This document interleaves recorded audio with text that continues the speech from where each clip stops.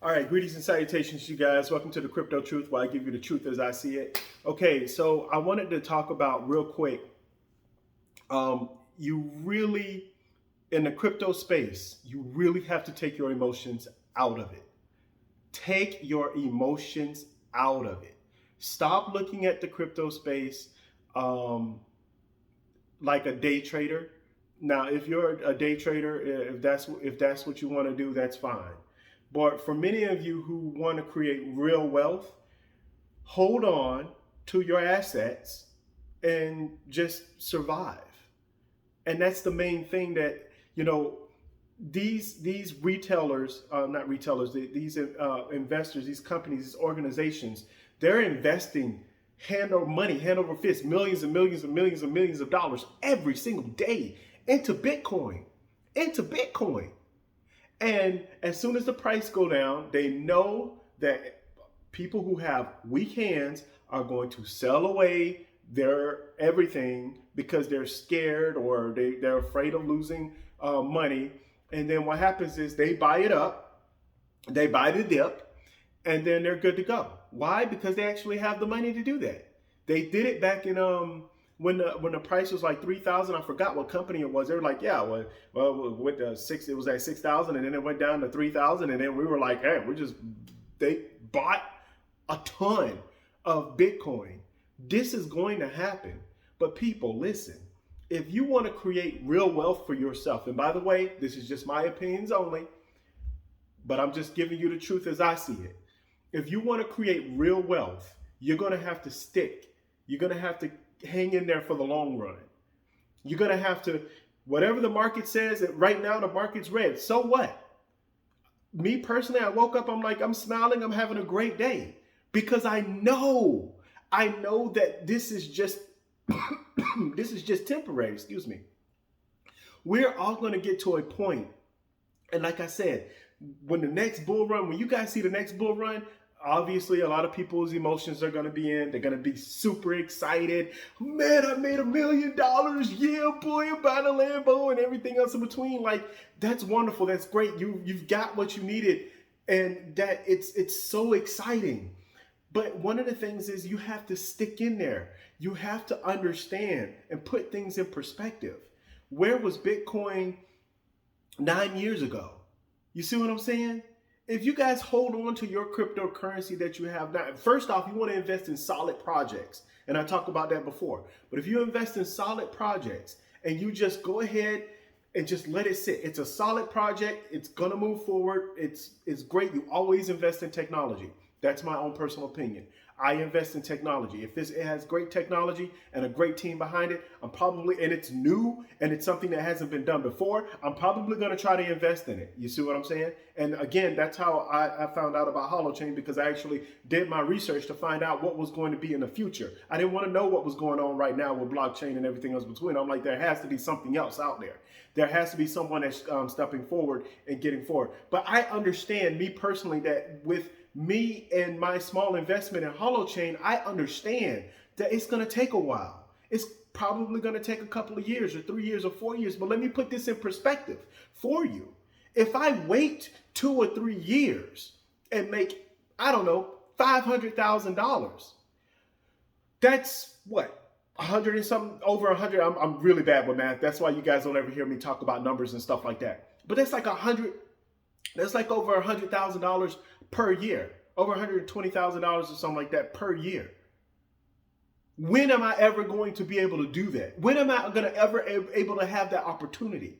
You have to think about it in those terms. You have to think about the long term. If you think about the short term, well, I only made, what made money? I made $100 this week, but it went down, and then I lost $50, and I made another $300, and everything else in between. You're thinking like a worker that's lost their hours, right? You're working 40 hours. So for many of you guys, many of you all, over here in America, you can work 40 hours, and then over 40 hours is usually overtime. But, if your hours get cut and you're like, oh man, I'm not going to be able to make this check, I got to work more hours. I got to do some other stuff. Again, you can't treat investing like that. And I know a lot of people say only invest um, only invest in what you can afford to lose. I disagree with that. And I know many of you are going to disagree with me when I say this, and that's perfectly fine, but this is the way I do things. You invest in what you're willing to sacrifice. And what I mean by that is your sacrifice for one thing is going to be dedicated to something else. You see what I'm saying? There's a difference. When you invest, and yes, when people say, "Oh yeah, you invest in it, and then you can afford to lose it," but sometimes you have to force yourself to be able to afford it in the first place, right? So if you know that you go to McDonald's every single day or Burger King, whatever it is, don't please not Burger King. Anyway, I'm not going to get into that. But if you're going to a fast food restaurant every single day and your meal is $10 every single day, that's $70 a week. I think I'm pretty bad with math. That's $140 for every 2 weeks, and that's $280 if I'm not mistaken a month. So $280 a month, all because you want to have a meal at that specific restaurant. But if you take that money and you say, well, you know what? I'm going to invest $250 in a project, but you can even do it weekly. You can even, dollar cost averaging. I know people have, those things, but it's more of you're sacrificing something so you can invest in something that's going to last you a long time. Instead of saying, well, I'm going to invest in it and I put $50 in there because, $50 or $30. Say, that's $1 a day. Okay, I can sacrifice $1 a day. But you have to be willing to sacrifice on the other end. And that's what it's really all about. That's how you gain generational wealth. And I know I'm not talking about I'm talking about the cryptocurrency space, but if you guys read books and understand, I even have some Warren Buffett books and stuff like that. If you guys understand that in order to create generational wealth, you're going to have to educate yourself. That's why it's important that you do your own research. There are other projects out there that will probably do better than Holochain, maybe. There are other projects out there that do better and be worth more than Bitcoin itself. There's plenty of projects out there that have more efficient technology than what Bitcoin is run on its blockchain. So there's a lot of things out there that's bigger, that's better, that's more efficient. And you have to educate yourself and be able to find out what that is before it takes off. If you're able to do that before it takes off and you're able to be patient, just be patient, you'll be just fine. And then as the money grows over time, as you start making money, and this is another thing, if a project starts taking off, right? If a project starts taking off and let's say you invested, I don't know, $10. No, you know what? Let's say you invested $1,500 and this project is like taking off. And then it gets to $25,000. Now you're like happy. Well, I invested $1,500. I got $2,500. Yeah. But then you're thinking to yourself, well, like some people, you know what? I'm going to take my profits, out at $25,000. But then what happens if you leave it in and it gets to $60,000 and $80,000 and $100,000 and you're just being patient and you're being patient? It's all about survival. If you're just able to survive, if you're just able to not put your emotions in what you have invested in, trust yourself, trust your instincts, and deal with the consequences of whatever it may be, and you'll be fine. I told you guys about my crypto story, how I had an opportunity to purchase Bitcoin. A lot of YouTubers right now, they had plenty of opportunity to purchase Bitcoin a long time ago, but they didn't. I had an opportunity. I wanted to, but I couldn't. And there's a difference.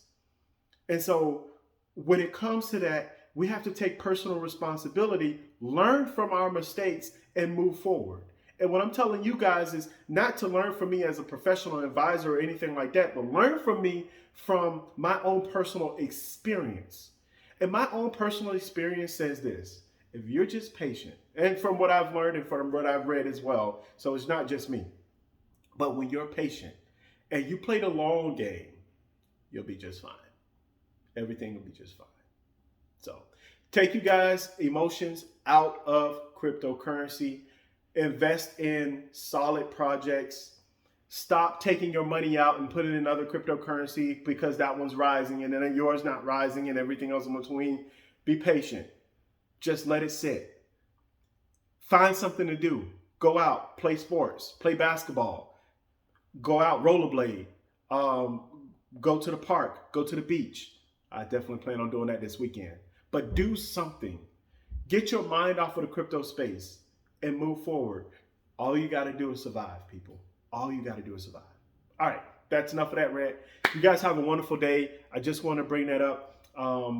Please, please, please, as I've always said, do your own research. Do your own research. Do your own research. I have to say that like 3, 4, 5, 6, 100 times. But I want to say that every single time on this video because I want you guys to take personal responsibility for what you're investing in, and that you'll have more control in what you are investing in, and you'll leave your emotions out of it. All right? So take it easy, you guys. And most importantly, as I always say, stay safe out there.